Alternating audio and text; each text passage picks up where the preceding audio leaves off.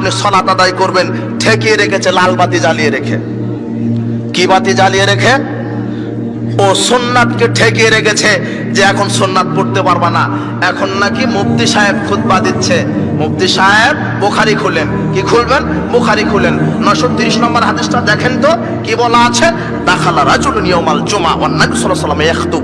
একজন ব্যক্তি জুমার দিনে ঢুকলেন, ঢুকে বসে পড়লেন।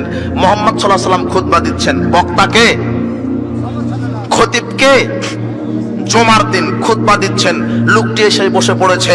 রাসূল সাল্লাল্লাহু আলাইহি ওয়াসাল্লাম বলছেন, আসল্লাইতা, তুমি সালাত আদায় করেছো? বসে বললে কুম কুম, দাঁড়াও দাঁড়াও, তুমি সালাত আদায় করেছো? বলছে না করিনি। কুম, দাঁড়াও দাঁড়াও, সল্লি রাকাতাইন, 2 রাকাত সালাত আদায় করো, এরপরে বসো। মুহাম্মদ সাল্লাল্লাহু আলাইহি ওয়াসাল্লাম খুতবা দেওয়ার সময় 2 রাকাত সালাত চলে। তুমি কত বড় মুফতি, তুমি লাল বাতি জ্বালিয়ে রেখেছো, সালাত আদায় করতে দিচ্ছ না।